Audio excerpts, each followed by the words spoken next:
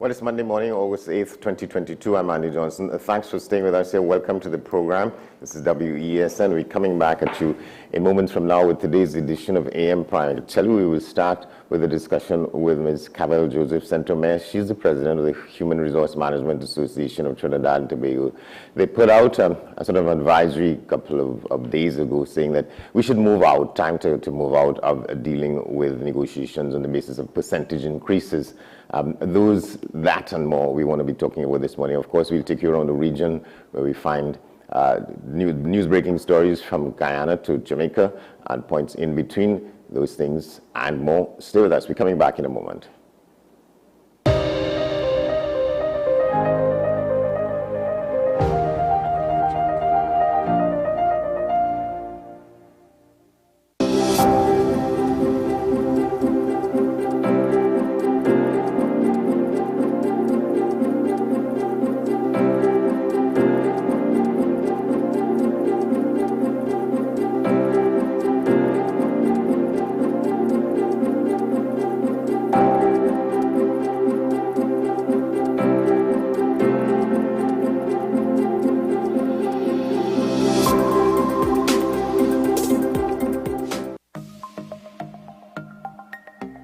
Knowing how to tell authentic is as easy as 1, 2, 3. Find it, match it, search it. Step 1. Find the style number on the tag. Step 2. Match the style number inside the jersey with the number on the tag. Step 3. Search it. A quick Google search of the style number will verify the jersey is authentic when the search results match the jersey being searched. Don't be fooled by counterfeit jerseys. Before you buy, remember to find it, match it, search it. Fan Zone, 2 locations nationwide. Center City Mall, Chaguanas and Movietown, Port of Spain. Nationwide delivery available. The best for your baby is at dbesttoys.com. We have the best strollers, car seats, walkers, feeding accessories, playpens, cribs, clothing, and the widest range of brand name toys like Barbie, Hot Wheels, Nerf, LOL, Fisher-Price, Cocomelon, Intex pools, Amazon Fire tablets, HP and Gateway laptops, and the best bikes, scooters, skateboards, and ride-on. Visit us in-store at 7 Main Road, MacBean, or shop online now at dbesttoys.com. That's dbesttoys.com. We have the best toys at the best prices. Let your voice be heard. Call Madam Fix-It on WESN, the only place that effectively helps you with your woes. Having problems getting onto government agencies, water woes, NIS and pension problems, potholes, and much, much more. Call me, Madam Fix-It, every Monday, Wednesday, and Friday, right here on WESN. Let me fix it for you.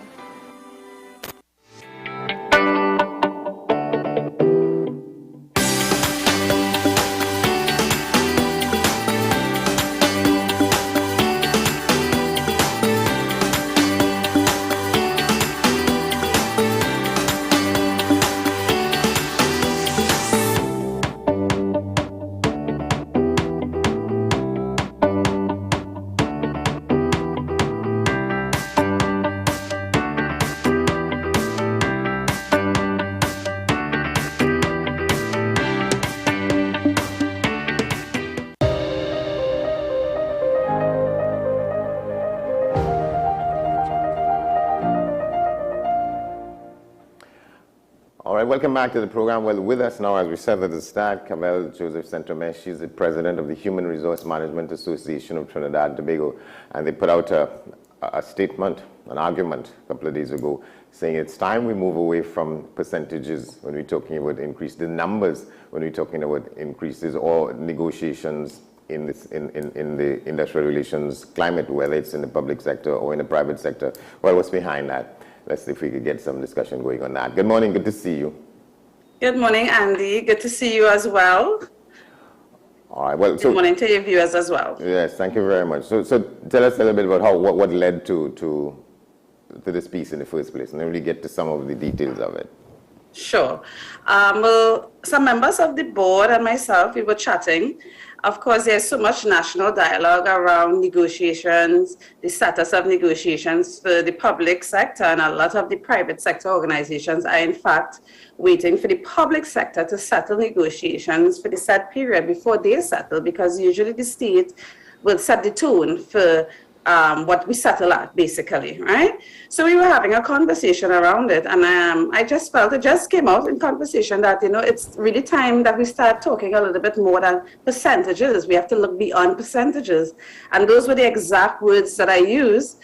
So between Antonia and I, we're like, that would be a good topic of conversation for a panel, to pull together a nice panel with union, NIB representative, people who manage benefits on behalf of organizations. And then I said, let me do an article before we actually have the panel discussion as well. So that's how it originated and how the conversation started, because it's really time for us to look beyond a percentage increase and to talk a little bit more than percentages and recognize that there's a lot more that employers offer to employees that actually cost the employer. So it's time to have that conversation as well. All right, so that's how it originated. Right. So what's the uptake thus far since it came out? What sort of discussions or conversations have you all had or that you've been in about Well, besides with benefits managers who were all very supportive of the article, and even members of the union, 3 members of the union reached out to me specifically and said they felt it was a good article. However, when you look at the state and negotiating with the state, it's very difficult to talk about other things. I don't know why, because to me, parties who have a genuine interest in the success of an institution and organization should come together, not only in times of negotiation or for collective bargaining purposes, but to discuss in general the future of the organization, the financial status of the organization, plans for employees and employee engagement, and even how we reward workers. To me, those are conversations that should be happening along the way and not just be had at the collective bargaining, at the time of collective bargaining, So, yes, a few union leaders and business sector persons reach out to me, and we are preparing for a panel discussion on August the 25th to discuss the conversation, to discuss this concept a little bit more, total rewards and what really it captures, what are the elements of a total rewards strategy. So you think trade union leaders going to have to sell it to their memberships, because this this is age old, sort of that is sort of inbuilt into our industry relations culture every 3 years. Well, the situation is now that we're talking about 9-10 years with none of these discussions. You think it's a point at which the workers themselves will have to be sold on? Well, I think they will be more than ready. If you look at what's happening right now across the globe, and even domestically, we tend to believe the things happening in the US and in Europe doesn't apply to us. But, after COVID and what transpired during COVID, people have assessed their lives, assess what they value, and they value things like medical plans, health insurance. If a company could give you some level of workplace flexibility and work-life flexibility, childcare solutions, and all these things have a cost to the employer, after school services and the like. So to me, unions should be engaging their members and find out what their members want. Survey your members, and they may very well find that these are some of the benefits that they would want. But you wouldn't do that if you don't have, you wouldn't know unless you have a conversation with your membership. And based on my own personal experience with dealing with negotiations, I have seen where unions did not really necessarily engage their members before they came to the table with the employer. They didn't seek to find out what employees are looking for, even how they came up with percentages. A lot of these employees are working in the said organization and are aware of the financial situations of the organizations that they're working for. So you have members of the union who are in finance, who are in HR, who are in various departments throughout that said organization, and are fully aware of what the company can and cannot afford at a particular point in time. So therefore, survey them and come to them beforehand and say, here, what? We're preparing to negotiate. Tell me what it is you all will expect from the employer going forward. And you may very well find that employees have a different view than what the national narrative has been, and that has been my personal experience when I negotiated for a previous employer. The employees themselves had a particular priority that they wanted to see put forward and advance when we were negotiating. So I don't think that employees not willing to have that conversation. It's just for everyone to engage them in a way that is meaningful and not serve other agendas, because there are always other hidden agendas when we get to the negotiating table. Yes. And that is, again, part of the conversation that is emerging, that in a lot of cases it's traditional that trade union leaders don't really survey canvass the bargaining units and the representative, the members of them, and so that they lead rather than follow, if you see what I mean. And so that is creeping into the discussions now, that they get the sense that trade union leaders talk for their members rather than represent what they say. And you often find that the employer actually engages the said employees a bit more, especially when you have skillful HR in the organization. They're the ones who are actually hearing the feedback from employees, and they recognize here what the value proposition has to change. And the people strategy have to support the direction of the organization and the people within the organization. We can't achieve these things on our own. And we all have to come to a point where we recognize that we actually need each other. We need the employees to be on board with the corporate strategy, so that we all have a common vision, mission, and support the core values and the strategy of that business. And we need the unions there, keeping the employer in check. But for some reason, it has become so adversarial that we are not realizing that we are deviating away from what our rules should in fact be. And to me, in designing attractive reward program that will motivate, that will keep the right talent, that will allow for advancement and the promotion for an employee who enter at the basic entry level to the C-suites. And we've been having C-suites conversations, Andy, as you know. But the thing is, these are actual things that happen. There are stories within some organizations where people actually work their way up to the C-suites. But that can only happen with a proper rewards and recognition program. And these programs shape the culture of your organization, the reputation of your firms. It's a balancing of the needs of the business and what the people actually want.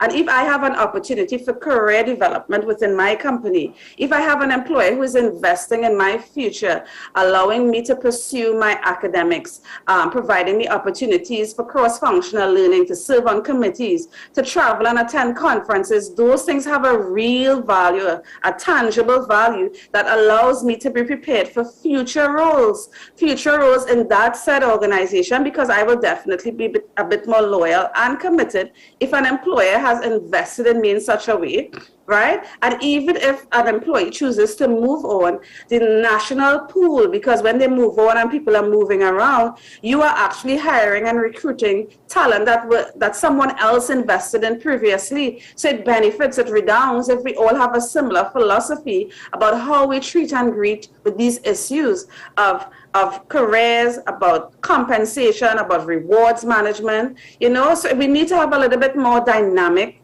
and evolve the conversation a bit more, and understand that there are trends that are emerging, and we will be left behind. Our companies will be left behind, and certainly workers will move on if we do not engage employees differently and have these kind of conversations, Andy. As we're talking, I'm trying to remind myself about something I read a couple of days ago, reviving this organization known as the Caribbean Employers Confederation. I think there was a meeting between the Caribbean Employers Confederation and the Caribbean business organizations, and I think some of what we're dealing with in Trinidad is on that table. But what is the Employers Consultative Association in Trinidad and Tobago? To what extent do you think they probably are jumping at it, or have jumped at this suggestion? Well, I think certainly they've always been prepared. I mean, I'm familiar with the chairman and a few members of the board there. And I myself have been actively involved with the EC in the past. But they certainly have always been at the table in terms of supporting these kind of conversations, and even their training programs have supported it as well when you look at some of the latest programs that they've rolled out. And it's the same thing with HERMAT as well. Now, HERMAT represents the HR practitioners as well as corporate. We have corporate members now, where again, we are always seeking what's in the best interest for business, for industry, for the state in general. And to me, organizations like this that are now coming back and the tripartite arrangements that are now coming back together at the table, they're absolutely necessary.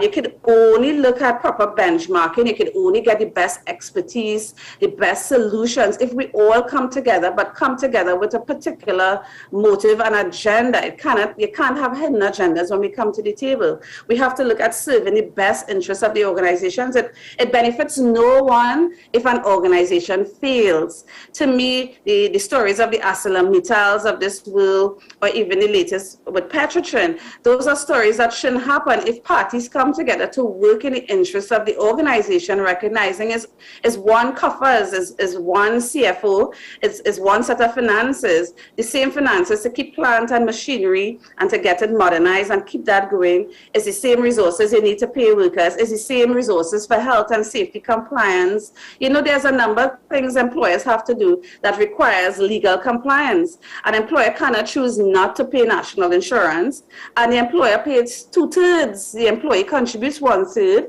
the employer contributes 2/3. So they cannot opt not to do that, then they'll be in breach of the law. You cannot opt not to submit health surcharge.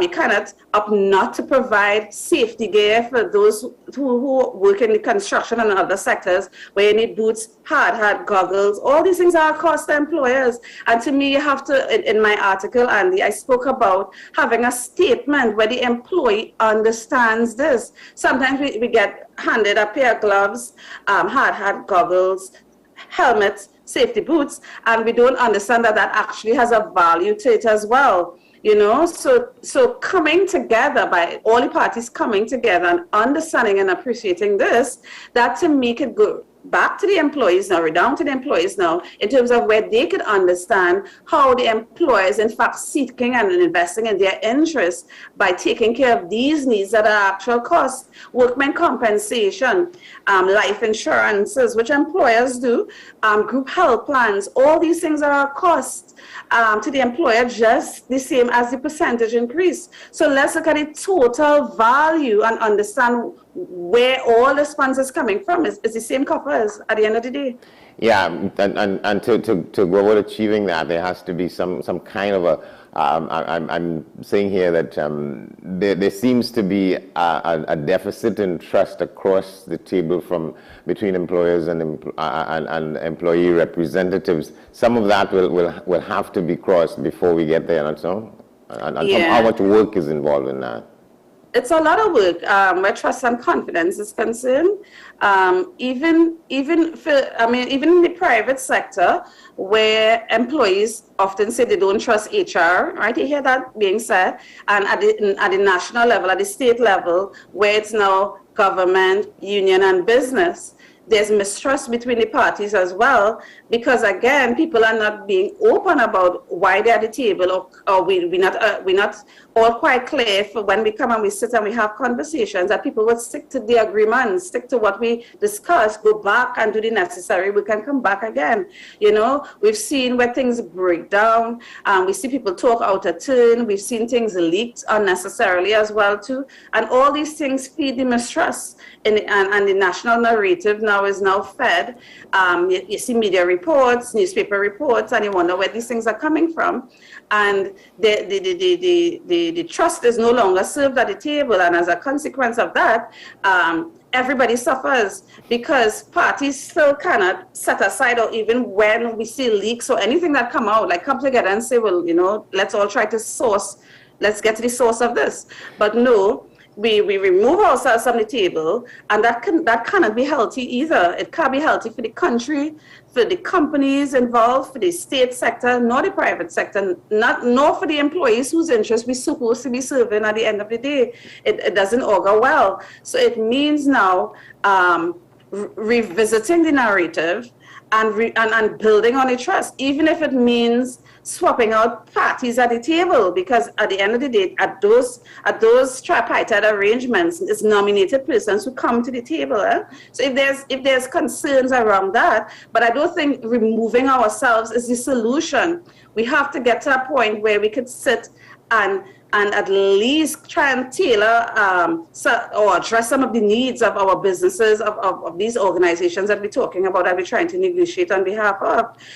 Walking away is not the solution either, Andy. Right. It is not healthy for our country. When you say that, you're speaking directly to the trade union leaders, because that's where that issue is, walking away.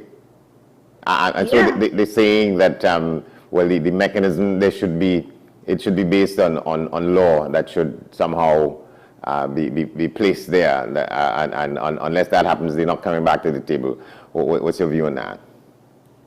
Well, we know that we need to progress where our laws are concerned in general. There's a lot of labor laws that need to be updated and revisited. There are loopholes as well too. I mean, when you look at the Mittal case and how that organization was able to utilize a loophole, and the workers then ended up in a terrible position, right? But again, in pushing the envelope, when the company was saying we cannot afford this, it's about business sustainability. So the organization is saying we cannot afford this. This is what we can, and then you take the position that you march and you're down tools and you don't work, which further hurts the financial position of that organization. That is the end result. And companies now look for the loopholes within the law to now disenfranchise workers of benefits and everything else. And these are loopholes that we need to plug. So the Industrial Relations Act, the Retrenchment and Severance Benefits Act, we all know these are things that need to be updated as a society evolves. Even the concept of maternity protection. I cannot understand why in the 21st century we're only looking at maternity protection and not paternity or parental leave, right? Recognizing a family can make a decision in terms of who stays home with a baby during that bonding period. It happens in other parts of the world where it's parental leave. There's a lot of things we have to now consider as a society evolves, as we mature, you know? So yes, there's legislative gaps, and we could talk about all of that as well. And it has to we have to have some kind of agenda around legislation that impacts the industrial relations climate, and that will benefit as best as we can all parties involved. You're not going to get an ideal or a perfect situation, because everybody's looking for a gap in something, you know, to take advantage of. That's just the reality as well. But let's try and plug those gaps where we know it's so blatant. And there are several committees that have been working that have submitted recommendations. I for one, sat on the Industrial Relations Advisory Committee a couple of years ago, and several recommendations were made for updating some of the said legislation that I'm talking about. But we've seen no traction where that is concerned. Yeah, and inside of that, you have situations in which workers, not necessarily sometimes an entire bargaining unit, but workers would not be in agreement with what their trade union leaders are doing and saying and telling them, but they are afraid to speak out because they get shouted down, and in some instances it's worse than that, because you have some people who are more militant than others and want everybody to just fall in line, fall in step and do what they say, and these things create friction as well. Yeah, and the said unions that's supposed to be seeking the employees' interests, again, the said persons who are elected by said employees, by the membership, they get into office and then they serve a different agenda, and you've seen it over time. Like I said, I personally saw it when I negotiated years ago for an organization that I worked with, where the employees were willing to settle at 7%, but the unions kept on pushing it 12%. All the financials were presented, although we were saying here, let us look at improving the amount of leave that you have. We introduced, in fact, I brought to the table the concept of adoption leave. That is a leave that you can't abuse. It's a whole process to get to the point where you can adopt a child. But we did have 2 persons in that organization who was in the process of adopting a child and wanted at least the same accommodation as if you had given birth to a child. It's the same time you need to bond with that child. It's the same thing if you adopted a child. So to me, you could come up with more benefits that may not hit an employer financially at once. You know what also is interesting, Andy? I tried with that organization to keep the collective agreement current. That's the other thing that I have a concern with as well. the lapse and the fact that we are always negotiating for After the periods that fact. are gone, After right? the fact, yes. And that's what also is a challenge to employers. You see, when you have to pay back pay now because it's a past period, in addition, so you have to settle that period, which will come up to the millions. There's millions of dollars when you do the calculations. And then, so you pay that off, and then you have to continue because it's a recurrent expense now. So you have to continue to pay that going forward, right? So for the employer, you have to now set aside cash that at a point in time where the plant might be down, machinery needs to be changed, you need new health and safety equipment, etc. But that once the collective agreement is signed and settled, the union wants the money right away. And in me having that conversation with the said union, I said, let us try and bring it current so that way we don't have that back pay element. You know what was said to me? That is a form of savings for the employees. So no, we are not interested in that. And the thing is, we led the way at that organization by submitting on the table our proposal to the union first. We did not wait for them to trigger the negotiation. We delivered it. We submitted, right? The employer, that is.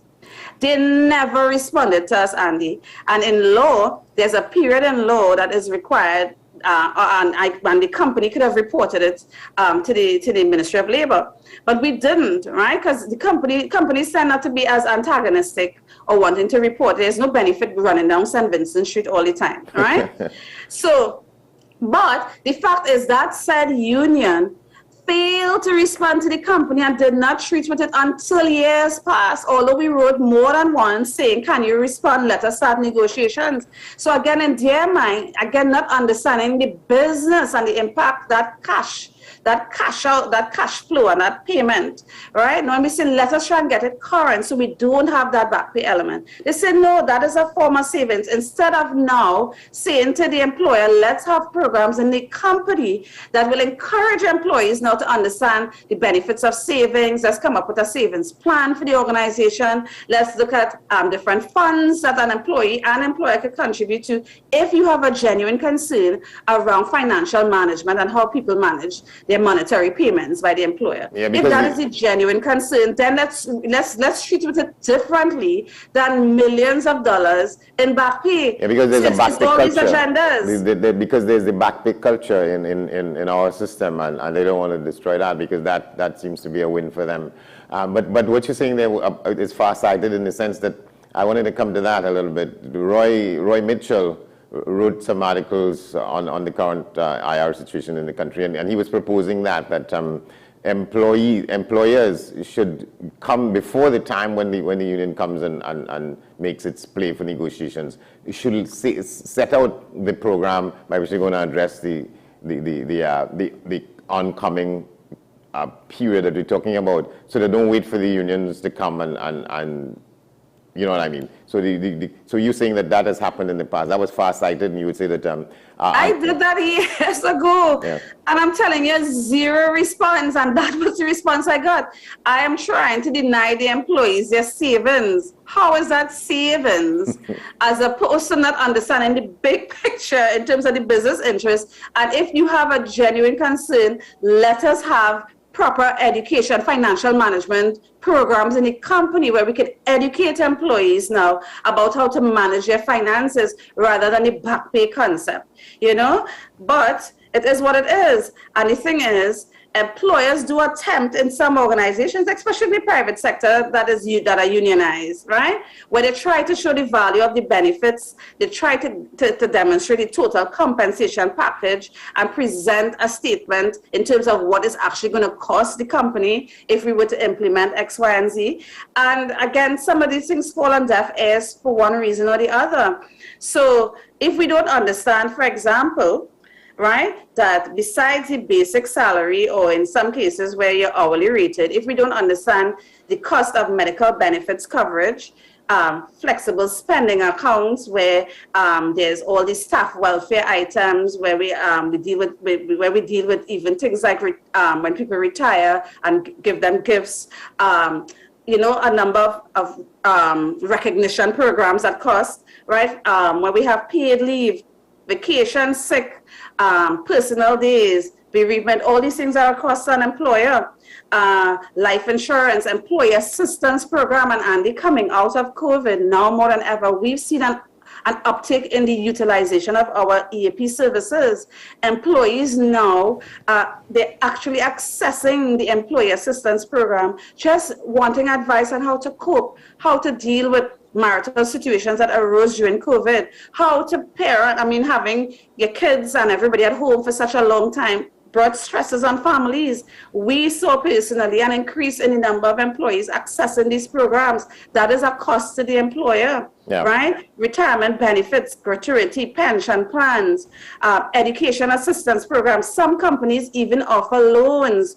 An organization that I work with offered computer loans, right? They offered car loans as well too. So again, all these things employers are doing, and it's not being recognized in one way or the other, because we still want to fight them down for percentage increase. Right. And sometimes it's an increase that they just cannot afford. And what happens when we settle and they say they can't afford is a cutback on staff, the introduction of some technology that reduces the need for people, and your workers lose in the end. Yeah. They lose in the end. All right. You're going to leave it there, but you say that at least in this case, you've gotten some traction, and there is to be this panel discussion. When again? Yes.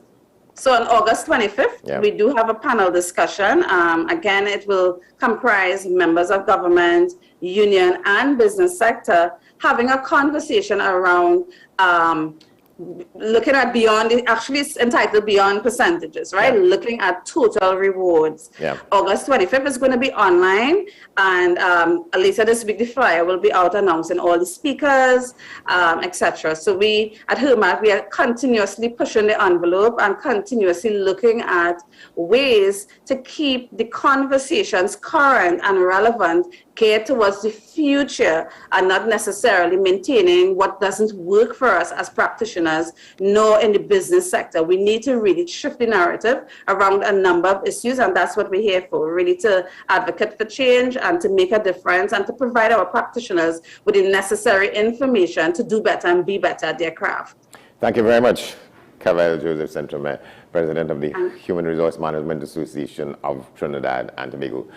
We're going to take a break. When we come back, much more. Stay with us here this morning's Monday morning on AM Prime and WESN.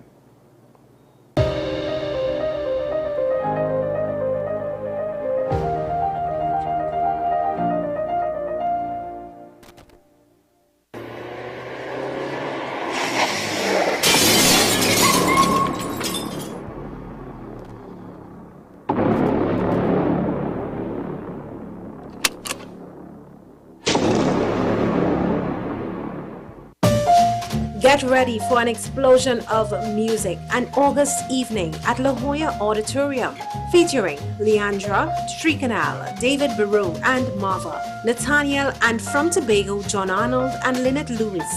August 20th, $250. La Jolla Auditorium from 6 p.m. For more info, call 747-4289 or 262-2584.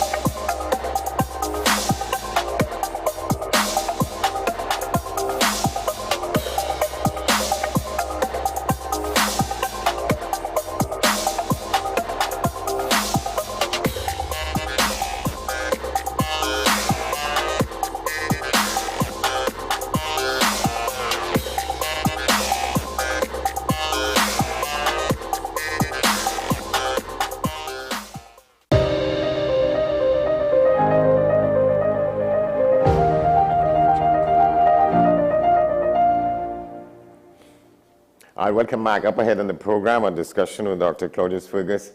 We're talking about the sort of uplifting of the discussion about reparations. We'll get to him in a moment. But let's take a look at what the Newsday question and responses are. The Newsday poll for this Monday morning. The question is, should the government reconsider the annual fireworks display at the Queen's Park Savannah in Port of Spain on Independence Night?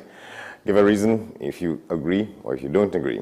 And we have some responses here. One is saying that we are wasting money on fireworks when we could pay local entertainers to live stream a patriotic concert with nation-building songs.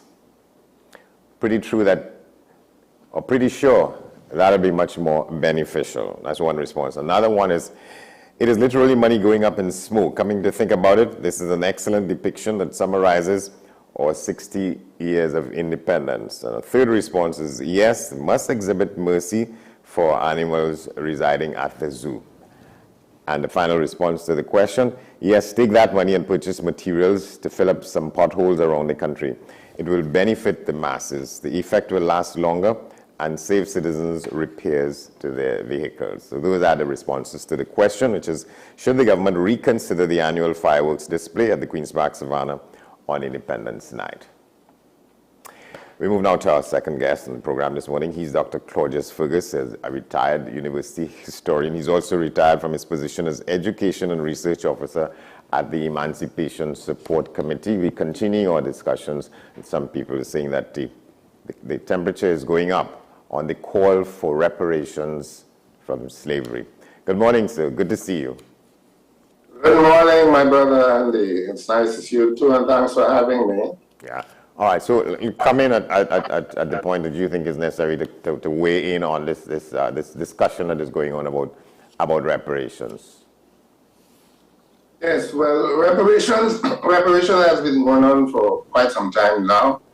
It is a moral and ethical issue. We need to make it a legal issue. Reparations, of course, springs from a universal principle or principles that when a government directs, authorizes, or covers up crimes against humanity, such as genocide, torture, concentration camps, and so on, that they must give to the victims compensation, of course, an apology and restitution and other forms of atonement. And we know it has been widely accepted that the transatlantic slave trade and colonial chattel slavery and colonialism itself fit the description of crimes against humanity, particularly crimes against African peoples. And therefore, the call for reparations is ongoing, it's more than timely, it is necessary for the people who have those countries, the legacy countries I like to call them, that have contributed to these crimes to own up, first of all, through formal and authentic apology, and also to seek ways of ensuring genuine reparations and proper reparations are paid. And we have guidelines, of course, the major guidelines that have been set up for us in this region are the 10-point plan of CARICOM, the CARICOM 10-point plan for reparations. But of course, reparations is much wider than that. We generally talk, for example, about reparations that have been given to the Jews for Holocaust, reparations that have been given to the Japanese, for example, American Japanese, and so on. But this morning, perhaps we can look at the picture a little wider. I would like to do that. And I would like to also say that we know a lot about what France did to Haiti, the ransom, as the New York Times called it recently, the ransom of 150 million livres, French money, we can say dollars equivalent or pounds, which today the Haitians have equated to about $21 billion.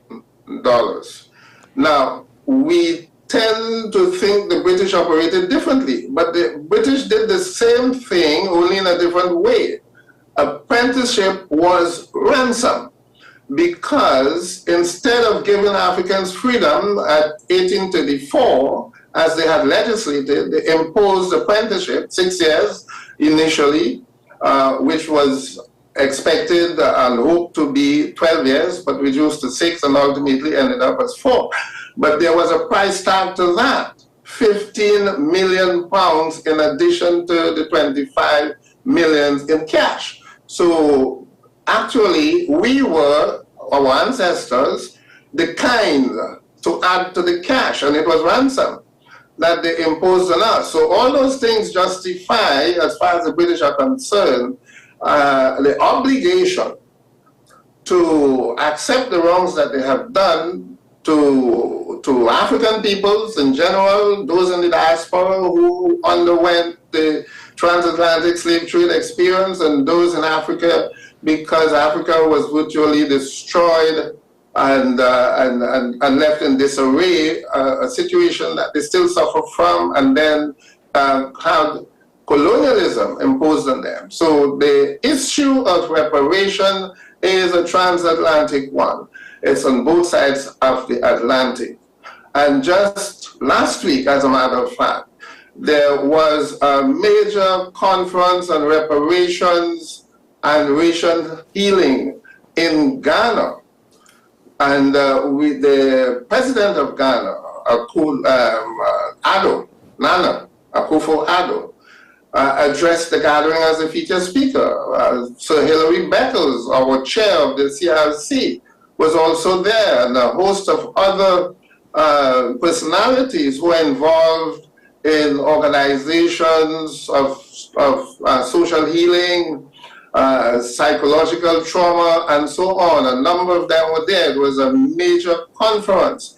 And the African Union committed itself to working with CARICOM to ensure that the European powers pay reparations. And that's a good move, because there are certain elements in the 10-point plan that cannot be implemented without the cooperation of Africa. Well, like which ones, for instance? Like which ones, for instance? Because I want to get to repatriation. Repatriation is high on the list. Yes. There's no way that the former colonial powers can impose reparation. They no longer have sovereignty. At least they no longer have formal sovereignty in Africa. We know they exercise neo-colonial authority and so on, but we're talking about formal political authority. So even the African countries will have to agree if I say I want to go back to somewhere, and they have to agree. They must, and yes, and therefore that diplomacy has to start, because Africa is sympathetic towards the CARICOM reparations plan. They are also sympathetic towards the issue of repatriation. When you say Africa, you mean the governments or the peoples? How are we sure that Ghanaians is going to want to welcome back a whole bunch of people from the Caribbean coming to live? Well, there are examples of it already. Ghana has done it. Ethiopia has done it. They have welcomed the Rastafarians. Togo has done it. They have welcomed the Rastafarians from the Francophone territories in the Caribbean. They have given them land in Togo. So the thing is there. Nigeria announced a few years ago they are willing to participate in the reparations if Britain agrees to reparations. So that is there as well. In fact, about maybe 10 years ago, Nigeria made a commitment to allocate a parcel of land near Abuja for the diaspora that wanted to return. And those lands had been handed out. Unfortunately, people in the Caribbean did not take advantage of it. But the attitude is there.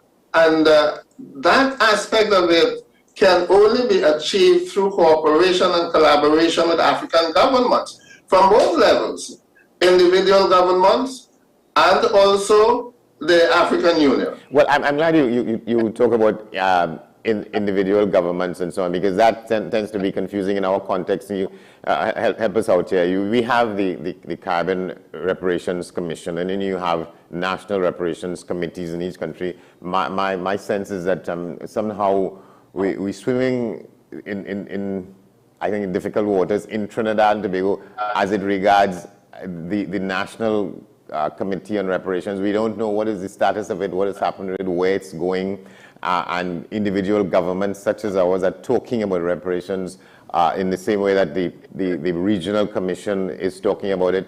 There's a kind of diffuse discussion going on. We're not sure, well, who is speaking for us in that kind of way, and is that how it should be?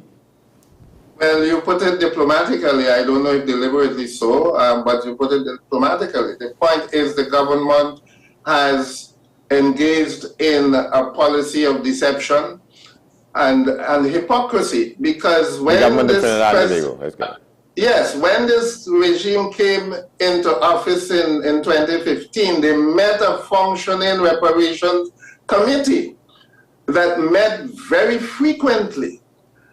And they refused to collaborate with the committee. They refused to endorse or re-endorse the committee, in spite of numerous efforts on the part of committee that I am aware of, because I was a member of the committee as well. So was I.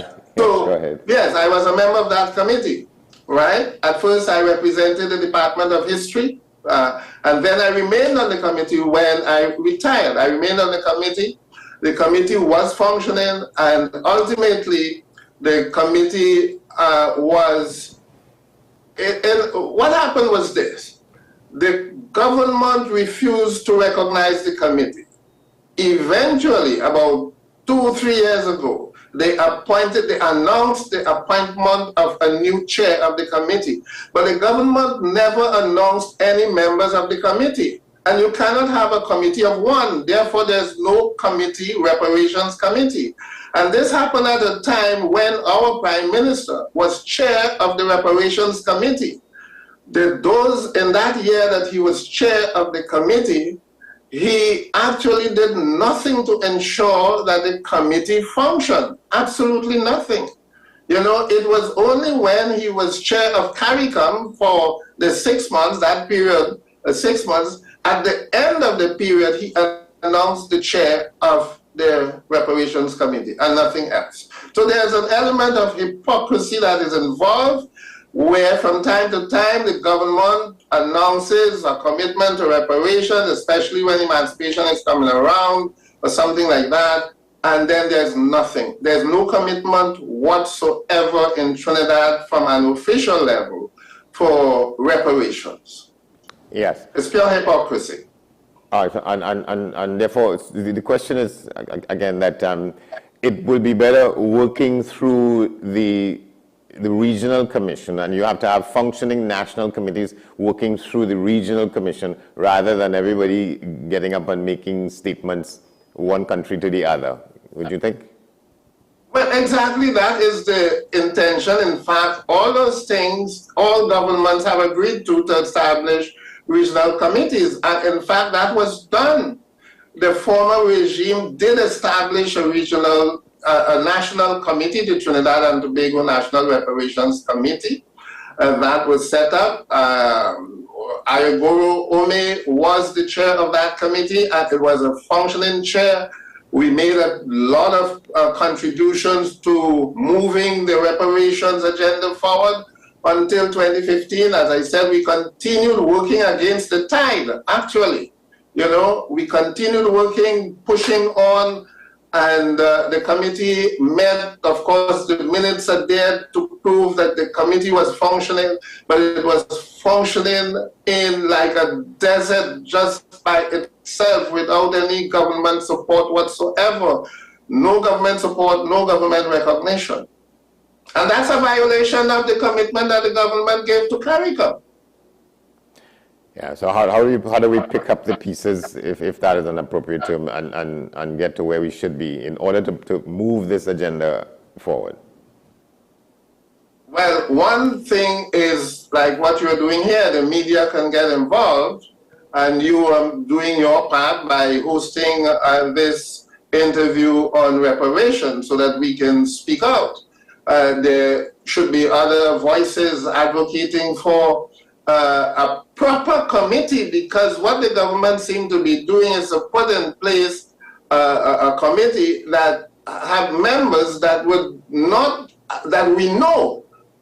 The chair of the committee, for example, we know is not really committed to the agenda of reparations. We know that. I don't want to go into details, and I'm not going to call names, but we know that for a fact. So we wondered about the agenda of the government. You remove a functioning committee with committed members with a track record of involvement in reparations and reparatory justice, and you seek to install a chair that is non-committal to the agenda and has no track record whatsoever in terms of fighting for reparatory justice. Yeah, and we wonder, you know... But at least she was a member of the committee, as far as I remember, when I was there, before the change of government, right? Yeah, but if you want to go there, I can tell you that when the Crossroads Freedom Project, of which I was a member, was seeking to have the name of Milner Hall, Milner was a #1 racist and imperialist, the founder and father of apartheid in South Africa. We said this cannot be the name of one of our hostels for students, and she resisted it. Resisted it and was behind the mobilization and support of the students. When we had the so-called town hall meeting, there seemed to have been a scheme to let us out. We heard by chance. Fortunately, I was in charge. I was in touch with the Chancellor, Professor Hilary Beckles. Fortunately for Professor Beckles, he took a position that the name must be removed. And so we proposed the name. Imagine we proposed, look, since Henry Sylvester Williams was in South Africa, at the time Milner was there, and he was even arrested and threatened with death. He was fighting against racism in South Africa. We said, look, Henry Sylvester Williams has not been recognized in Trinidad, and it is a worthy situation where we can name the hall after him. They refused. They said, they told us point blank, they don't want to take any recommendations from us, you know? And they went ahead and with a vacuous name, you know, Freedom Hall, and surreptitiously they put on the same board that they have, Milner Hall, formerly Freedom Hall, now formerly Milner Hall. So in a sense, they retained the Milner Hall identity in order to appease the students. And the students that met with us, I can't say all the students from Milner Hall that met with us were vehemently against changing the name Milner Hall. The warden at the time was supportive of the students and expressed that support against changing the name. So I cannot say there's a commitment to justice, because renaming, as you know, is part of the reparations agenda in terms of decolonizing these spaces that honor the same criminals we are talking about, that we need reparations for. We have monuments and place names and so on honoring these people. You know, and we were seeking to make our contribution towards that aspect of the reparations agenda, and it was resisted. I can say so without any fear whatsoever. Yep. You know? So we have a lot of work to do nationally, quite apart from the work that is required to be done. We have a lot of work to do. Trinidad is a difficult place when it comes to progressive legislation, progressive change. As you would know, it's a very difficult place, right? And therefore, we have a lot of work to do. A lot of work. Yeah. And staying with that issue about the national activity as part of the regional activity, where do you think the emphasis should be? To what extent there has to be greater collaboration among the CARICOM member states feeding into the regional commission? Well, first of all, you have to resuscitate these national committees, because it's not only Trinidad that went defunct in a sense. You have a lot of places. St. Vincent, for example, that was at the forefront of the reparations movement, and the Prime Minister, perhaps still committed, but he hardly says anything these days. You know, and there is no evidence of a functioning reparations committee in in St. Vincent at the present time. So except for Jamaica, Barbados, and I think Antigua, the National Reparations Committee are virtually non-functional, or probably suffered the same fate as in Trinidad, that, didn't get the full backing and support of the national government. So I think that's the first step. Yeah, in spite of these pronouncements by governments across the region, there's been not much movement, because in the beginning there was a meeting in Antigua and then there was a meeting in New York, both of which I'd gone to, and there was a lot of momentum, people coming from different parts of the world to attend that meeting in New York particularly, but that in spite of the calls by leaders, there seems to be no effective movement. No, there has been none. Actually, a lot of talk, a lot of meeting, but there have been no real movement forward. None that I can point to. And there are many countries in the world now that are engaged in reparations. For example, Australia just last year voted hundreds of millions of dollars in compensation to the Aboriginal people that they had displaced from their lands and whom they had kidnapped, virtually young children who were kidnapped over a period of several decades, beginning in 1910. They have been given, they call them the stolen generations. They were given reparations. Each individual was given $100,000, each individual. And there's an online processing format. I checked it out, and while you are applying, you're given, and your application is being processed, you can ask for an advance payment, which they have committed themselves to giving $20,000. The New Zealanders have been engaged in reparations for the Maori people that they displaced from their land since the 1840s. They, for some decades now, and recently that has been stepped up. They're talking about spiritual reparations, where they are returning those places that were sacred to the Maori people, rivers, mountains, renaming them, and so on. There's even a petition that the Parliament is engaged in discussing now from the Maori to rename New Zealand to the original Maori name. Yeah. So these things are going on. The Japanese is not, and the Jews are not the only cases. The Mau received legal compensation a few years ago, £20 million. Namibia received compensation for the Germans for the genocide against the Herero and Nama people in 1904. They have received reparations, 1.1 billion. The money doesn't seem, fantastic, but these are huge successes for these countries after years of denial and refusal to even apologize. Wow. So a lot of these things are happening. We have examples to stimulate us to work harder, because the success can inspire success and hard work, and this is what has been happening. All right, thank you very much, Dr. Claudius Fergus. You're welcome. All right, Dr. Claudius Fergus, thank you very much. Passionately about this issue. Thank you very much. We're going to take a break. When we come back, much more. We're talking with Yusuf Cambridge on the other side of this about something called an August evening. We share with you some of the latest developments from around the region. So stay with us. This is AM Prime on this Monday morning.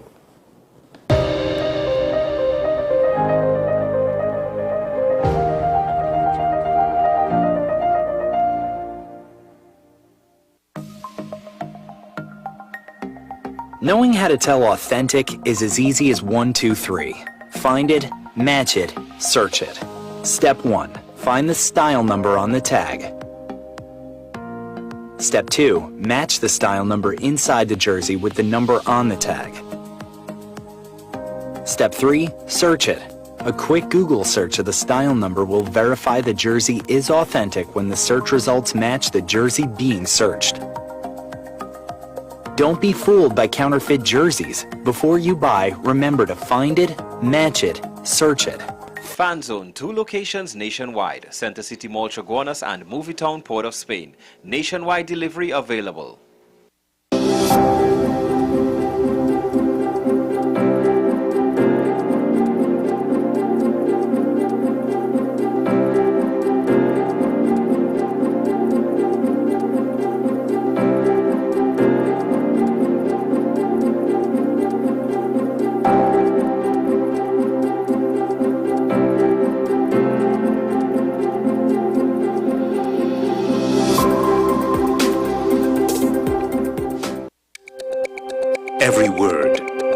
line, every paragraph depicts a real moment in someone's life.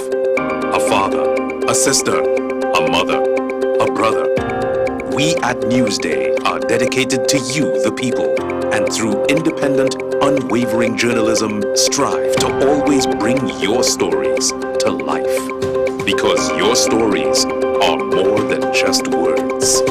Newsday, independent and credible. There's a taste in the air everywhere. Feel the vibe, cause it's something to share. Smooth, rich and creamy, you'll find it right here. Makes you smile, relax a while, it's fun and good cheer. Ooh, enjoy every scoop. Ooh, every taste will get you hooked. We have flavors that you love, a combination special. Come along, enjoy our treats. This is Uncle Pete's. The best for your baby is at thebesttoys.com. From the best strollers, car seats, baby carriers, high chairs, booster seats, rockers, jumpers and bouncers, walkers, baby blankets, feeding accessories, bathtubs. Visit us in-store at Forces Flagship McBean. Shop online now at thebesttoys.com. Order via call or WhatsApp at 332-BABY. And remember, we have the best toys at the best prices. With society plagued by a host of issues, with debates surrounding our urgent concerns falling short, with questions of our future not always being answered. The conversation continues. Join me, Kemuel Pascal, as the voice of the youth comes to life. We will confront the controversial topics of today's world to gain answers that are key for a better tomorrow. One and One with me, Kemuel Pascal. Wednesdays at 10 a.m. Only on WESN, Content Capital. What's the best way to grab the attention of viewers? Please exercise more patience. You have to be kidding me. Doing what we do best. I'll say at the very least it's a conspiracy of laziness against the people. Join me, Keaton Shaw. And me, Sean Michael Small, for Talking Point. Weekdays from 8 a.m. to 9:30 a.m. We go in depth on the trending issues and engage the most controversial newsmakers as we get them to account to the people for their actions. You can't go to the government with nothing.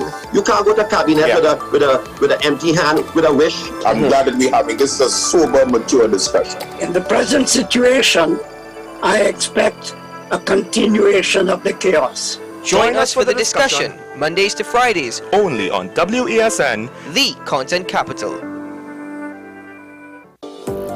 Join me, Sule A. Joseph, as I delve into the day-to-day psychological issues plaguing our society. We will discuss behaviors that encompass the biological influences, social pressures, and environmental factors that affect how you think, act, and feel. Site, Thursdays at 11 a.m. only on WESN, Content Capital. People really want to know, what about me? Where do I fit? Yes. What is in the ride for me in terms of a better Trinidad and Tobago? And I'm pleased to shed some light on that. The purpose of bail is to ensure your attendance at court. That's it. It is not punitive, it is not rehabilitative. We the police officers, we are professional, and we are here for whenever the survivor is ready to come forward. We have the right to private and family life, the right to religious freedoms and beliefs and thoughts and expression. But these rights are not absolute. Certain rights can be limited. The law is to govern the whole, is for all of us in public.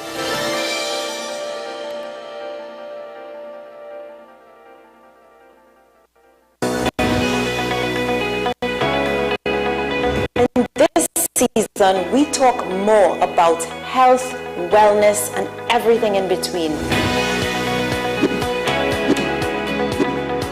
I am so excited to share with you everything about health and wellness so that you can design the life that you've always dreamed of. Join me here on What's Up Doc. What's Up Doc? Tuesdays and Thursdays here on WESN, Content Capital.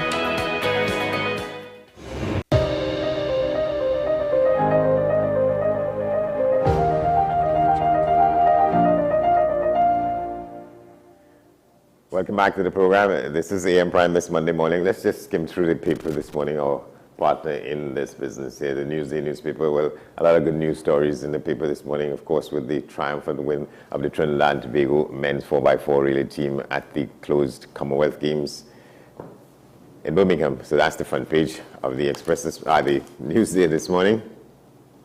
And that's the back page. Similar kind of action. 4x4 glory to Trinidad and Tobago. In the Newsday Tobago, the story is that, the top story is that the business chamber in Tobago is saying to the Caribbean Airlines not to blame the air bridge for any of their problems with running of the service between Trinidad and Tobago or between Tobago and Trinidad. That's the story there.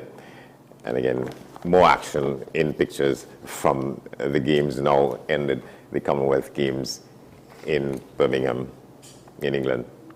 Well, let's tell you what is happening around the region. Let's take a taste of what's happening around the region. We want to start with the situation in Guyana, where News Source Guyana is reporting the hearing of a case against the suspension of members of the Guyana opposition. That has begun. Let's take a look. High Court Judge Damon Young this morning started to hear the case filed by the suspended opposition members of Parliament against the Attorney General and the Speaker of the National Assembly over their suspension.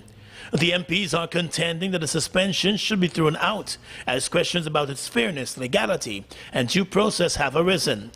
In court today, the presiding judge informed the attorneys for the applicant and the respondents that the court had not received all of the filings in the matter and was also not in receipt of the amendments to the initial application. The case will be called again on the 10th of August. Attorney Selwyn Peters, who's representing the members of Parliament, sought an interim order by the court to prevent the National Assembly from implementing the suspension and the sanctions against the 8 members of Parliament. Attorney General Senior Counsel Anil Nandlal opposed that request. Justice Young indicated to the court that she prefers to see all the applications in the matter before considering any order. The attorneys will be back in court on the 10th of August to make their arguments. And so she wasn't prepared to grant any interim orders until after she received all the materials. And so she adjourned the hearing to August 10th so that she can consider the notice of applications. Sir, if you can tell us what essentially is your client asking for in this matter?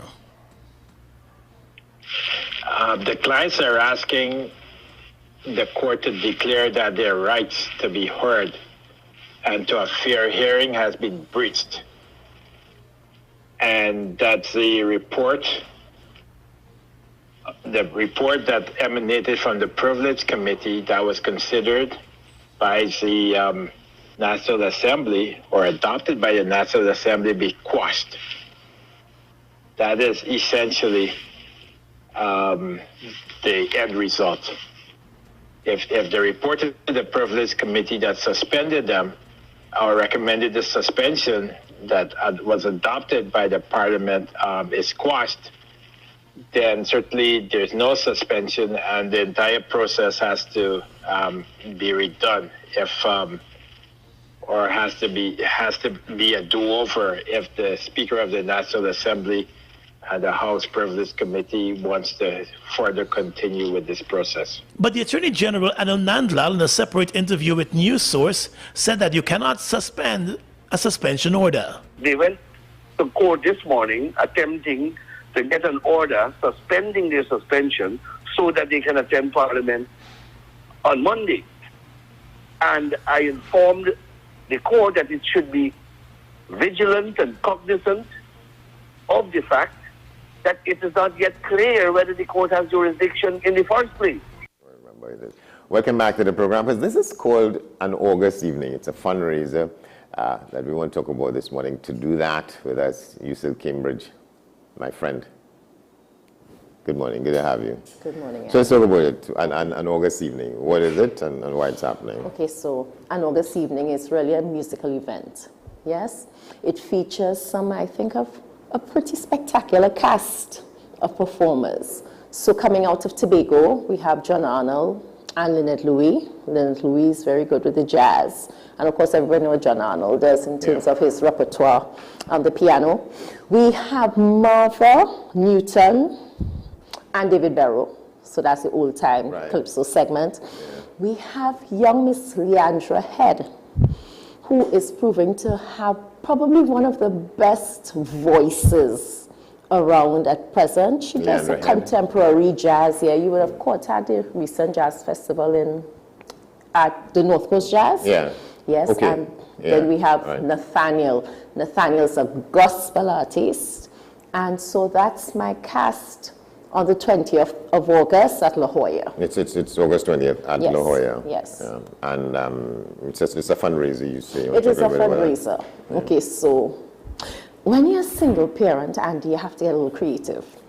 Yes, I think people have a sort of intolerance for single parents. That's okay. Yeah. We manage. Yeah. You find so? I mean, yes. In this day and age? Yes, Andy, every time you hear issue, they bring it down to single parenting.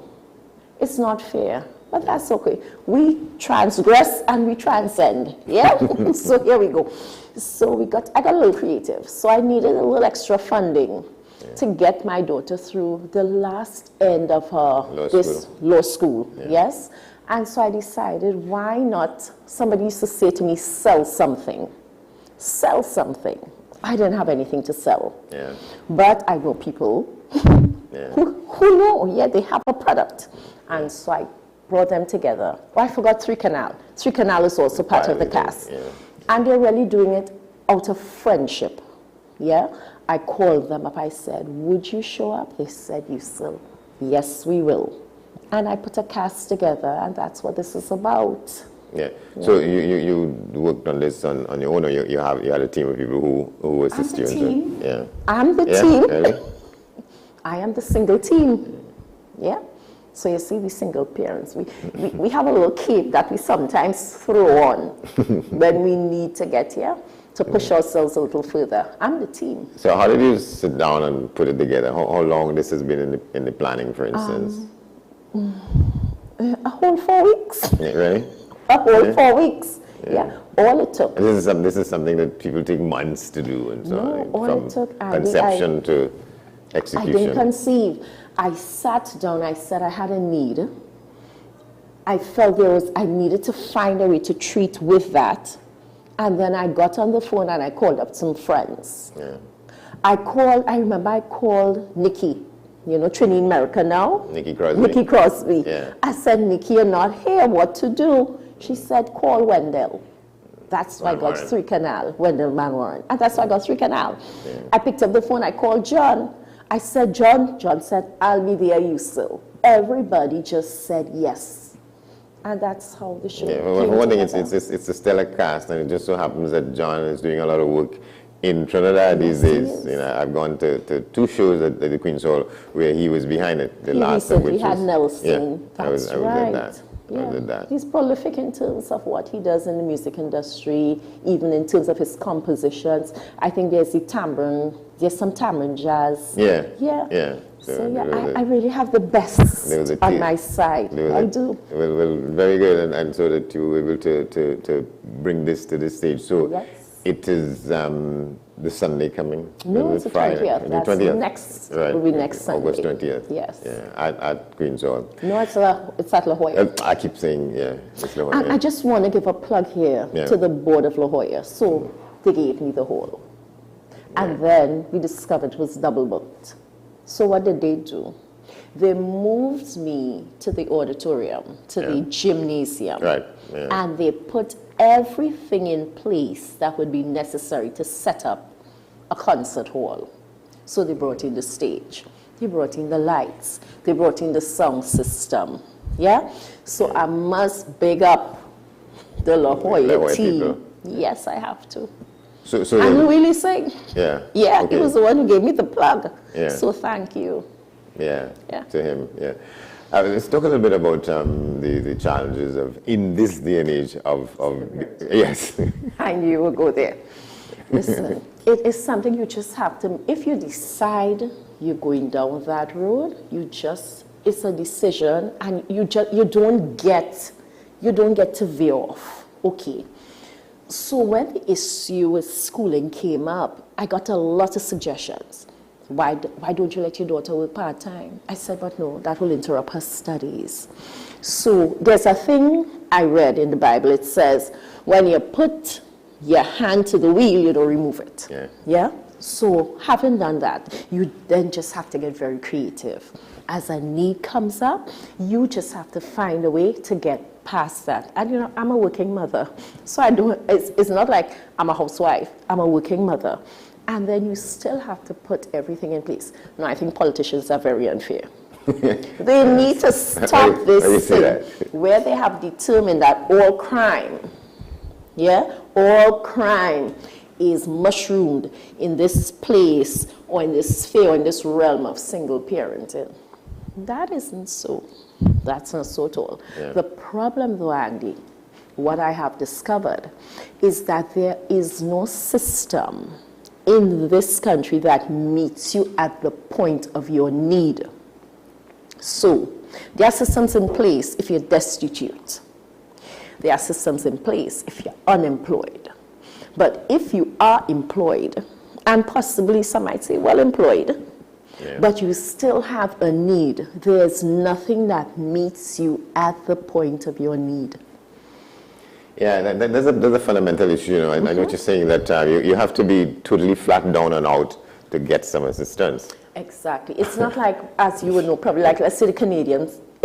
I think Canada, for example, has probably one of the best safety net systems. I think if you take a cursory look, for most places, if you're in a country like Canada, if you're in Canada, not a country like Canada, in Canada specifically, it doesn't matter where your needs are, you can go towards something. We need to understand in Trinidad that we don't have just very, very rich people and very, very poor people. We have a spectrum. And somewhere in that spectrum, at some time, someone will have a need, and there must be some way to have that need met. Yeah. Yes. And so we sort of lacking in those respects here in Trinidad. We're lacking. You have to be flat down and out, and even then. And people despise the fact that people have needs. People have needs, what you're going to do. And I look at it and I listen. Whichever child, if you can't mind the child, that's not so. I mind my child. I brought my child all the way to degree level. We have an end, just an end. Now, needs are usually dependent upon something else. So, if I hadn't brought her all that way, I could have finished myself. But having come the distance, resources, and then with COVID, whereas you would have gotten a little extra job, a little extra end, it doesn't always work like that. So now you have to fill that gap. And that's what it is. What does it say that a single mother in today's world with a daughter who is in law school, that says a lot, that says something. Well, I don't know. I don't know what it says to anyone else. To me, it says, well done. Yes, well, I don't know if that's anyone else. Certainly, and I mean, so you have to rely on your own resources to get her sort of over the hump, as they say, and that is what this is. An August evening is about. August evening, yeah, and you notice my play on the word August, yeah. Just go over the cast again. So we have John Arnold, Lynette Louis, Leandra Head, David Barrow, Marvin Newton, Three Canal, and Nathaniel. Oh, we also have free cocktails from 6 to 6:30, courtesy of my friend Fabian Carter, and a lovely wine taste called Macrae Imports, who will be doing a wine tasting. So that's my little give back. Right.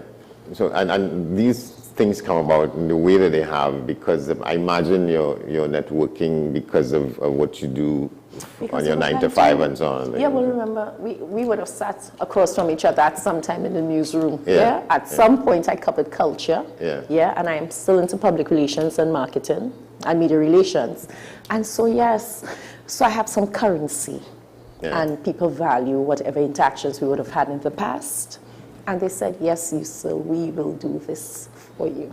Yeah, and we haven't talked about where you live, and that's where you grew up, in that part of East Port of Spain. Yes. Which is not the the most And welcoming and easiest of neighborhoods. And I did it all from there.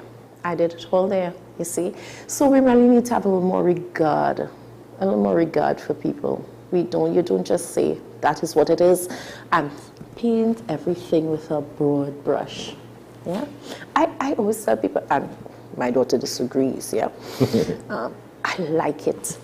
I have had no issues with being a part of that community. Where you're from? Yeah. You know the T-shirt that some people had saying that I'm not my address. You know? Yeah, I am my address. Yeah, okay. I will fight that to the end. I am my address. Yeah. But not necessarily in the way in which people imagine it, you know, not in other people's imagination. Way. But you're proud to be. I'm proud to be. Yeah, I remember there was a young lady, after I already started working and I entered the workforce, I remember she was going to one of the prestige schools, and very often she'd have nothing to eat. And she would come by my house and she would want something I would give her. That young lady went on to become a doctor. Right there, and listen, she studied every night by candlelight in a little wooden house. They had no electricity, Andy. And I'm not talking about eons ago. I'm talking about somewhere within the last 10 years, perhaps. Yeah. In the last decade. Last decade, no electricity. And she became a doctor under those circumstances. Prisca Islands. She was from, where was she? Yes, she was from Prisca Islands. And that was it. And she did it. Yeah, and I mean, it is not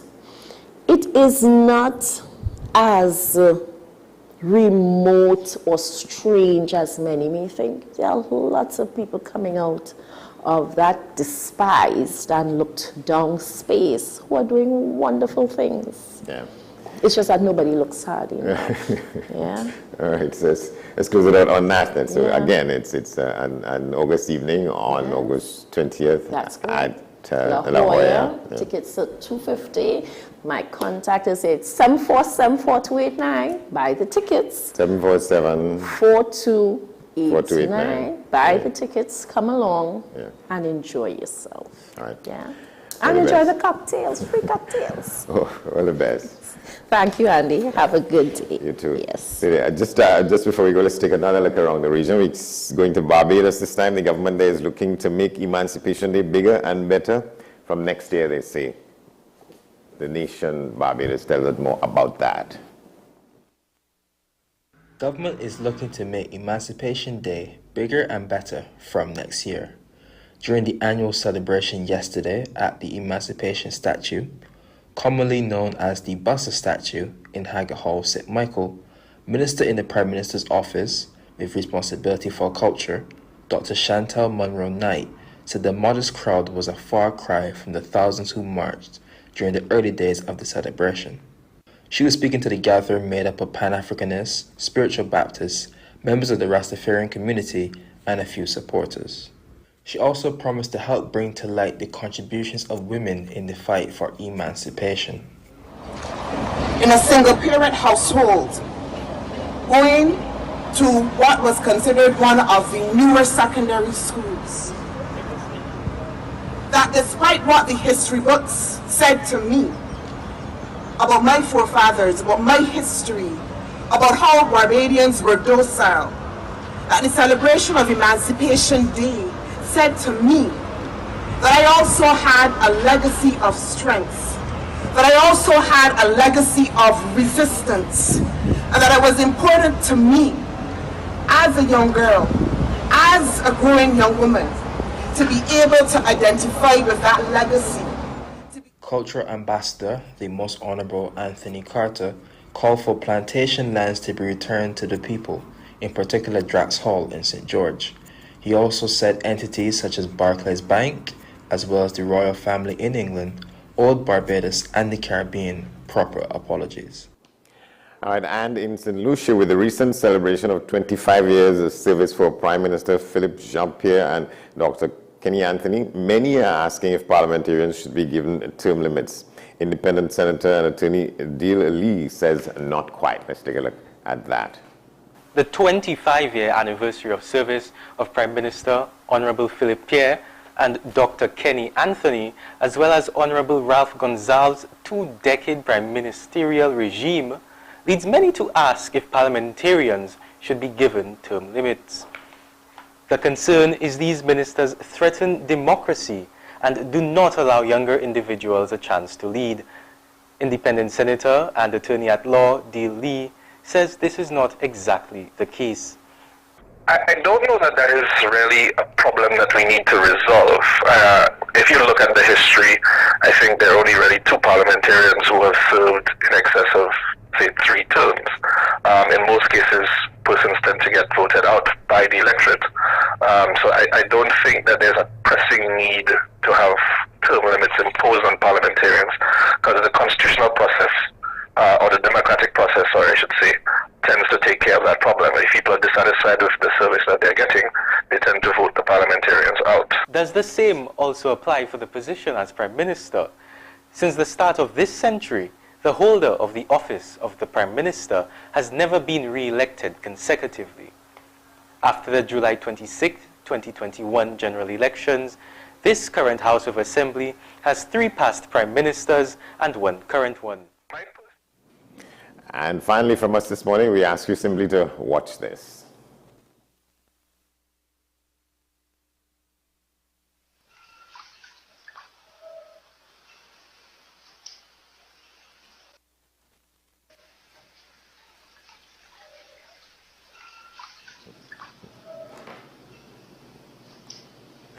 What do you make of it? That's our broadcast for this morning. We tell you can get in touch with us here at AM Prime. You could send your emails to amprime@WESNCC.com. You could check us out on all the social media platforms. That's going to do it for us this morning. We want to tell you in half an hour there's news on the hour, followed by today's edition of Talking Point with Shah and Small. For now, I'm Andy Johnson. Thanks for watching. We see you tomorrow.